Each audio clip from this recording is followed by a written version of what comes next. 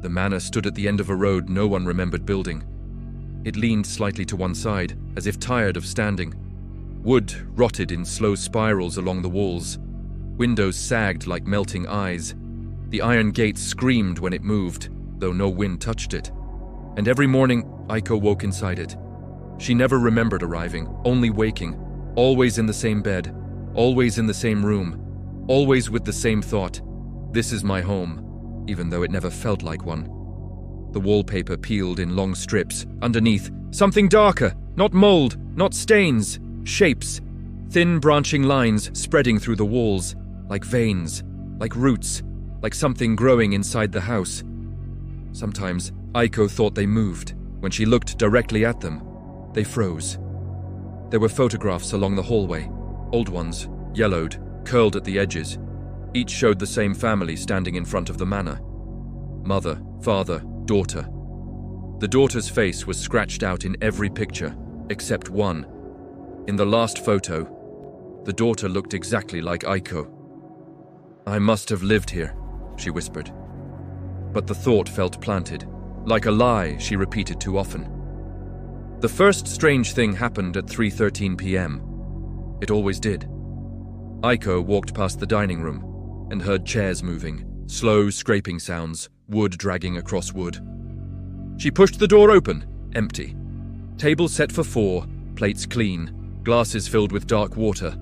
One chair slightly pulled back, waiting. Every day it moved a little farther. At night, footsteps echoed upstairs, soft, careful, like someone trying not to be heard. Aiko never went to check, because she already knew what she would find. Nothing. Always nothing. Except sometimes. The footsteps continued after she fell asleep, inside her dreams. She dreamed of running through the manor, doors slamming shut behind her, walls bending inward, the house breathing, rot dripping from the ceiling like rain, and always someone calling her name, not Aiko, another name. Imi. She woke with dirt under her fingernails. One morning, the hallway was longer, not dramatically, just enough. 3 extra steps to reach the stairs. She counted, again and again. The number changed each time.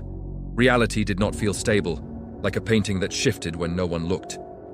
Then she found the locked door. At the end of the basement corridor. She had never seen it before, but somehow she knew it had always been there. The wood was swollen and soft, the metal knob rusted black. Scratches covered the surface, deep ones, from the inside. Her hand shook as she touched it. The moment her fingers brushed the wood, the world flickered like a broken film reel. Suddenly, she stood in the kitchen, sunlight bright, warm, alive, the walls clean, no rot, no veins. Voices echoed nearby. Laughter, a man, a woman, a child.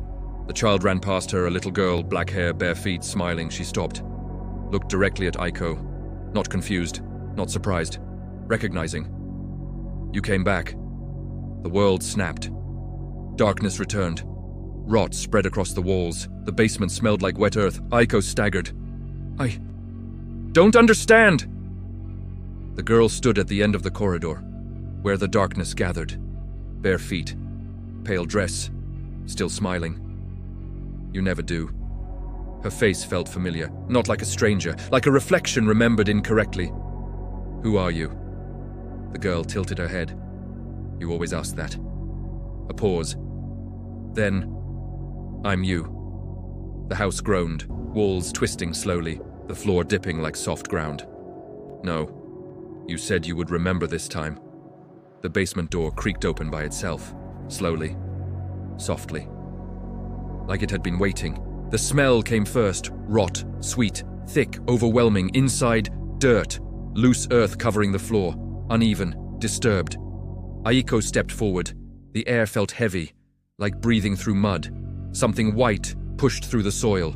Bone. She fell backward, screaming. The girl stood in the doorway, watching calmly. "You buried me well."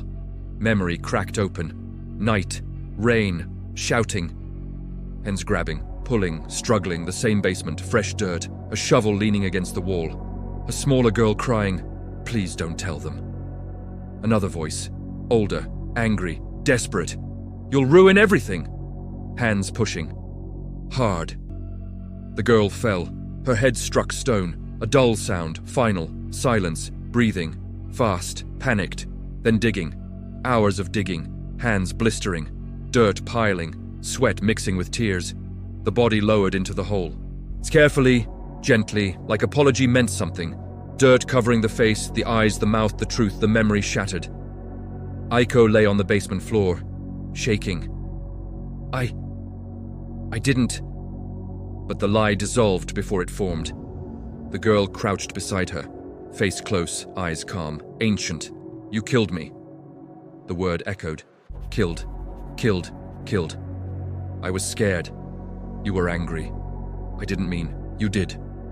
Reality fractured. The manor split into layers, clean walls over rotting ones, bright rooms over dark graves, past over present, truth over lies. She saw herself again and again, digging, forgetting, waking, repeating. The house was not haunted, it was remembering. Every loop began the same. Wake up, believe the lie, avoid the basement, forget the truth. Every time memory returned, she reset it, destroyed it, buried it deeper. The manor rotted because memory rotted. You built this place, the girl said. A house where truth decays. Aiko curled into herself. I can't live with it. The girl nodded. I know. The walls trembled, the loop approaching, reset coming, safe ignorance waiting. You can forget again, the girl said. You always do. The house began to rewind, rot pulling backward, cracked ceiling, dust rising into the air, time folding inward. Aiko stared at the shallow grave, at the bones beneath the dirt, at the shape of what she had done. Her voice came out small. Her name was Emmy. The girl froze. I pushed her. Silence. I buried her. The walls stopped moving. I chose to forget. Time hesitated. The manor groaned softly, like something old finally resting. The girl watched her. Not smiling, not sad, just still. What happens now? Aiko whispered. The girl stood. You remember. Is that punishment? Yes. Is there forgiveness? No. The words did not hurt as much as they should have, because they felt correct, solid, unavoidable. The girl stepped backward, fading into shadow, not vanishing, returning. You don't get to leave, she said. I know. You don't get to forget. I know. Darkness settled, heavy, quiet, final. Morning came. Aiko woke in the same bed, same room, same manor, rot creeping along the walls, veins spreading slowly, alive, watching. But this time, she did not wonder why she was there. She rose quietly, walked downstairs, opened the basement door, and sat beside the grave, waiting, remembering. The house continued to rot, slowly, patiently, like memory that would never die.